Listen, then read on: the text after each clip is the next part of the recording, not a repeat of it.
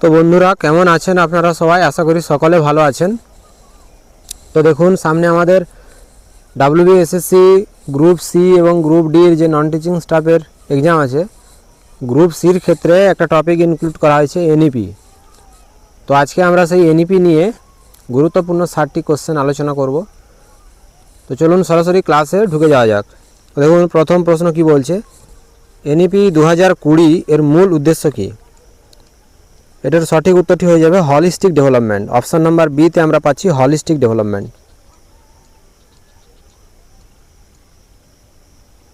পরবর্তী কোশ্চেন, ইসিসির পূর্ণ রূপ কি?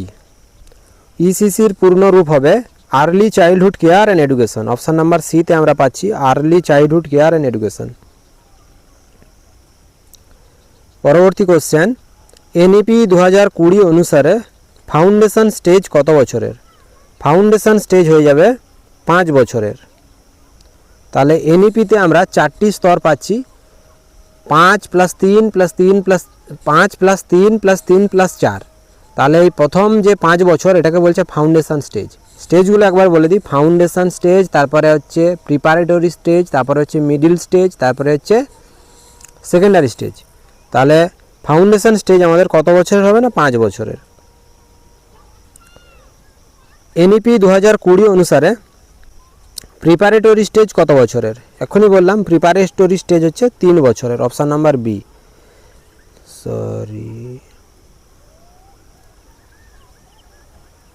প্রিপারেটরি স্টেজ হচ্ছে 3 বছরের। তাহলে আমরা পাচ্ছি 5 + 3 + 3 + 4। তাহলে প্রথমটা হচ্ছে ফাউন্ডেশন, তারপরটা হচ্ছে প্রিপারেটরি, তারপরটা হচ্ছে মিডিল, তারপরটা হচ্ছে সেকেন্ডারি। এনইপি 2020 অনুসারে মিডিল স্টেজ কত বছরের? মিডিল স্টেজ হচ্ছে 3 বছরের। তাহলে অপশান নাম্বার বি এখানে সঠিক।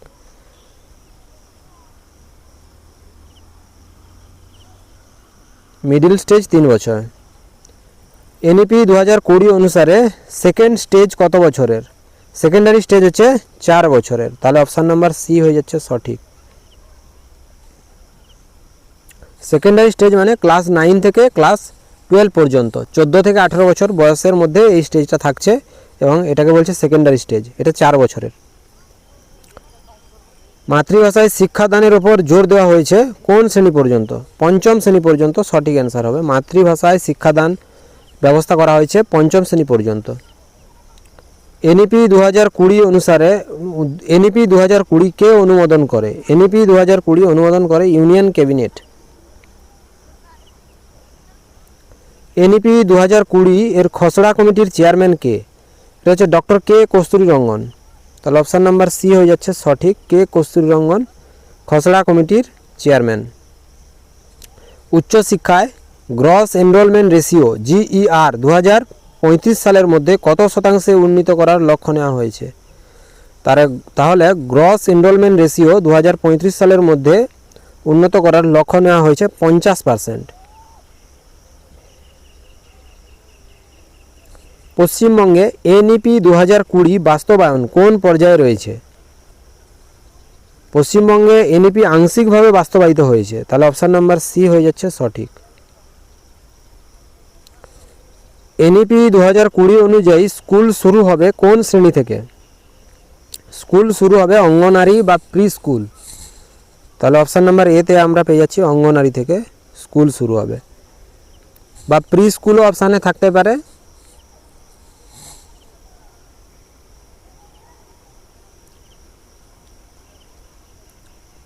এনইপি 2020 অনুযায়ী প্রাথমিক স্তরের নতুন নাম কি? প্রাথমিক স্তরের নতুন নাম হচ্ছে ফাউন্ডেশন স্টেজ।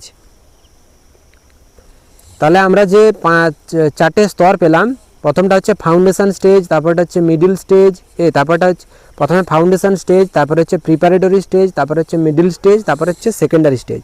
তাহলে প্রথম স্টেজ এখানে কি বলছে না, প্রাথমিক যে স্তর সেটাকে কি নাম দেওয়া হয়েছে? Foundation stage. এবং এই প্রাথমিক স্তরের শিক্ষা শুরু হচ্ছে, মানে স্কুল স্টার্ট হয়ে যাচ্ছে 3 বছর বয়স থেকে। 3 থেকে 6 পর্যন্ত যে প্রথম 3 বছর এটা হচ্ছে প্রি স্কুল বা অঙ্গনারী school.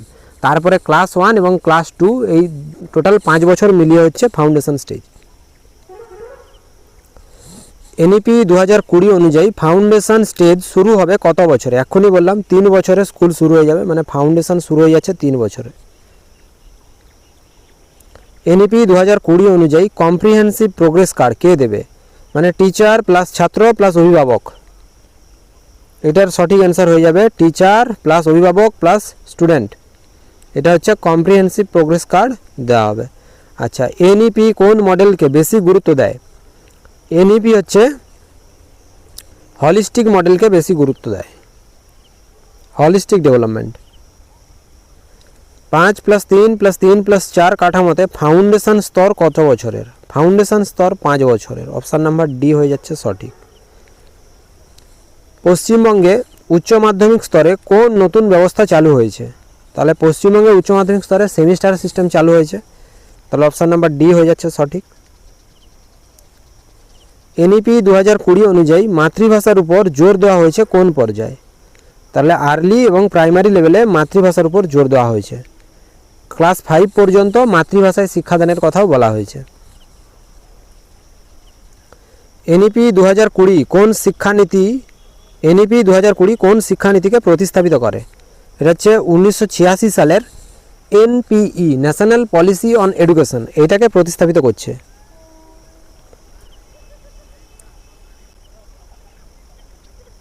NPE, national policy on education, 1986 সালে। তখন প্রধানমন্ত্রী ছিলেন রাজীব গান্ধী। জাতীয় শিক্ষানীতি 1986 এর সময় ভারতের প্রধানমন্ত্রী কে ছিলেন? এখনই বললাম, option number B, Rajiv Gandhi.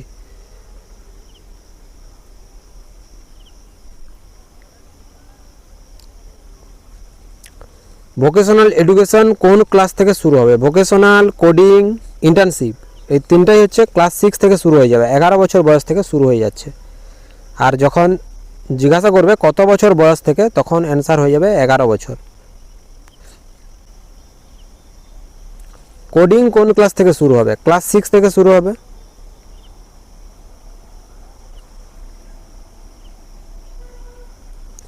NEP 2020 অনুযায়ী কোন মূল্যায়ন বেশি গুরুত্ব পাবে? মনে রাখবেন, ফরমেটিভ মূল্যায়ন সবথেকে বেশি গুরুত্ব পাবে। ফরমেটিভ মূল্যায়নটা কি? মানে বছরের শেষে, একদম শেষে যেটা আমাদের অ্যানুয়াল পরীক্ষা যেটা হয়, সেটাই হচ্ছে ফরমেটিভ মূল্যায়ন।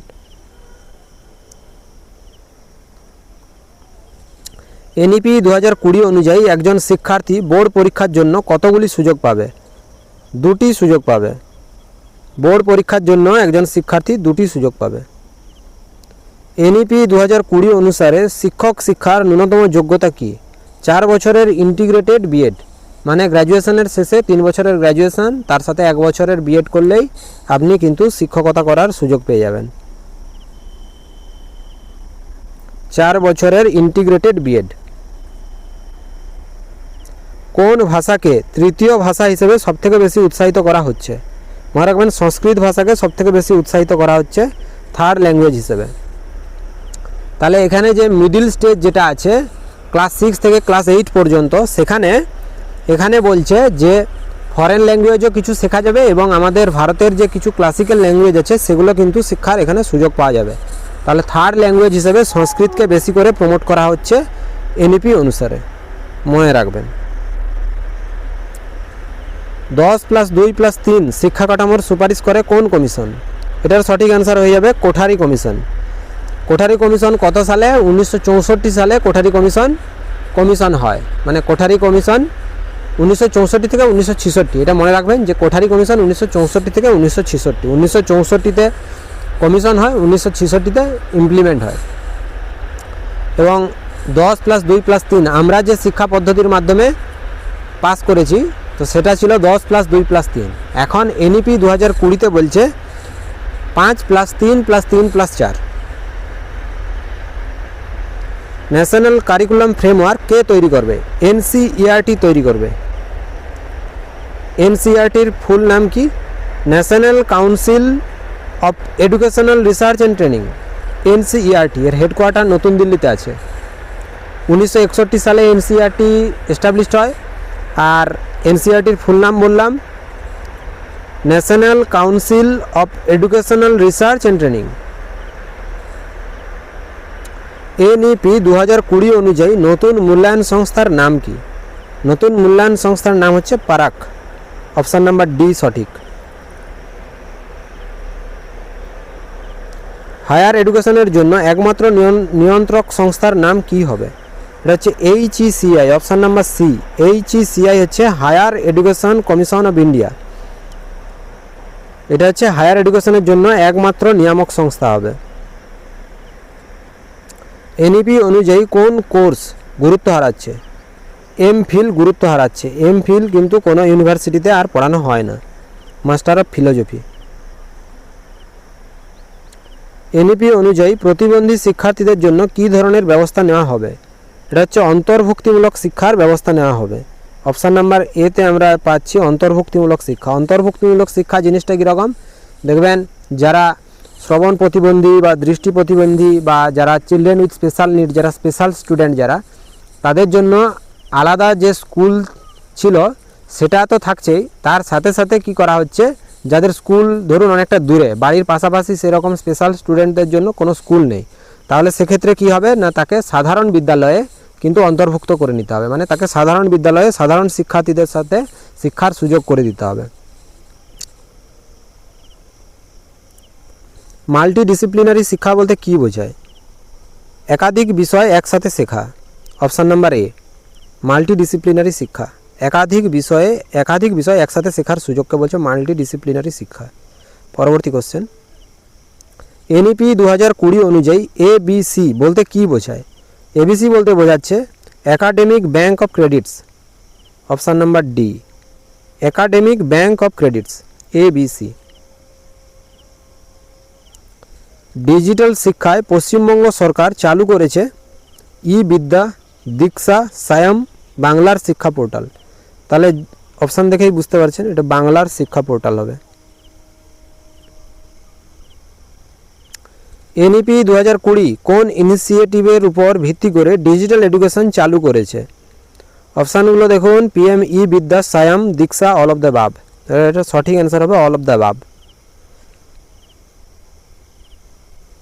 NEP শিক্ষকদের উন্নয়নের কোন মাধ্যমে NEP শিক্ষকদের উন্নয়ন কোন মাধ্যমে বাড়াতে চায়? এটার সঠিক অ্যান্সার হয়ে যাবে CPD, continuous professional development. Option number A continuous professional development. মানে এটা কি বলছে, কোনো শিক্ষককে সবসময় তার শিক্ষা পদ্ধতি বা তার বিষয় সম্পর্কে তো প্রচুর জ্ঞান থাকতেই হবে, তার সাথে সাথে শিক্ষা পদ্ধতি মানে কিভাবে শিক্ষাদান করা হবে এবং পরবর্তী জেনারেশনের জন্য কিভাবে নিজেকে আপগ্রেড রাখতে হবে, প্রচুর পড়াশোনা করে নিজেকে কিন্তু তৈরি থাকতে হবে, এটাকেই বলছে কন্টিনিউয়াস প্রফেশনাল ডেভেলপমেন্ট। যেহেতু তিনি এই টিচিং প্রফেশনের সাথে আছেন, ওনাকে কিন্তু সবসময় নিজেকে আপগ্রেড করে রাখতে হবে। টিচিংয়ের জন্য NCTE কোন বছরকে ওয়ান নেশন টিচার এডুকেশনের লক্ষ্যমাত্রা স্থির করেছে? এটা হচ্ছে 2030 সাল। ওয়ান নেশন টিচার এডুকেশন এটা 2030 সাল পর্যন্ত এটাকে স্থির করা হয়েছে, মনে রাখবেন। লো স্টেক এক্সাম বলতে কোন পরীক্ষাকে বোঝানো হচ্ছে? লো স্টেক এক্সাম বলতে বোর্ড এক্সামকে বোঝানো হচ্ছে। বোর্ড এক্সামের গুরুত্ব কিন্তু কমে যাচ্ছে, এটাকে বলছে লো স্টেক এক্সাম। বোর্ড পরীক্ষার পরিবর্তন কিভাবে আনা হবে? বোর্ড পরীক্ষার পরিবর্তন কিভাবে আনা হবে বা বোর্ড পরীক্ষাকে কি পরীক্ষা হিসেবে গণ্য করা হচ্ছে? এটা হচ্ছে কম্পিটেন্সি বেস, মনে রাখবেন কম্পিটেন্সি বেস। আচ্ছা, কোন ক্লাস পর্যন্ত মাতৃভাষার ব্যবহার বাধ্যতামূলক করা হয়েছে? কোন ক্লাস পর্যন্ত? এটা হচ্ছে ক্লাস 5 পর্যন্ত মাতৃভাষায় শিক্ষাদান করতে হবে। NEP 2020 অনুযায়ী মিড ডে মিলের উন্নতির জন্য কোন বিষয় যুক্ত করা হয়েছে? মিড ডে মিলের উন্নতির জন্য পুষ্টি শিক্ষা যুক্ত করা হয়েছে। NEP 2020 অনুযায়ী মিড ডে মিলে কি যোগ করা হবে? মিড ডে মিলে প্রাতরাশ বা ব্রেকফাস্ট যোগ করা হবে। অপশান নাম্বার সি সঠিক। পরবর্তী কোশ্চেন, এক্সপেরিমেন্টাল লার্নিং কোন ক্লাস থেকে শুরু হবে? এক্সপেরিমেন্টাল লার্নিং ক্লাস 3 থেকে শুরু হয়ে যাবে, ক্লাস 3। কোন পরীক্ষার গুরুত্ব কমে যাবে? বোর্ড পরীক্ষার গুরুত্ব কমে যাবে। বোর্ড পরীক্ষার নাম হয়ে যাচ্ছে লো স্টেক এক্সাম, বললাম একটু আগে। NEP অনুযায়ী শিক্ষার প্রধান উদ্দেশ্য কি? NEP অনুযায়ী শিক্ষার প্রধান উদ্দেশ্য হচ্ছে সামগ্রিক বিকাশ। অপশান নাম্বার সি এখানে সঠিক। এনইপি অনুযায়ী কোন ধরনের লার্নিং গুরুত্বপূর্ণ? অপশানগুলো দেখুন, option social, cognitive, moral and emotional, all of the above. এটার সঠিক অ্যান্সার হয়ে যাবে all of the above. Social ডেভেলপমেন্টও দরকার, কগনিটিভ ডেভেলপমেন্টও দরকার, মোরাল ডেভেলপমেন্ট দরকার, ইমোশনাল ডেভেলপমেন্ট দরকার। এনইপি অনুযায়ী ভাষা শিক্ষা কোন ক্লাস থেকে শুরু হবে? বহু ভাষা শিক্ষা, এনইপি অনুযায়ী বহু ভাষা শিক্ষা কোন ক্লাস থেকে শুরু হবে? বহু ভাষা শিক্ষা শুরু হয়ে যাবে ক্লাস 3 থেকে। এনইপি কোন ধরনের ক্লাসরুম ব্যবহারকে উৎসাহিত করে? এনইপি হচ্ছে মুখস্থ বিদ্যা কেন্দ্রিক, পরীক্ষা কেন্দ্রিক, শিক্ষার্থী কেন্দ্রিক, শিক্ষক কেন্দ্রিক। এটা হচ্ছে শিক্ষার্থী কেন্দ্রিক।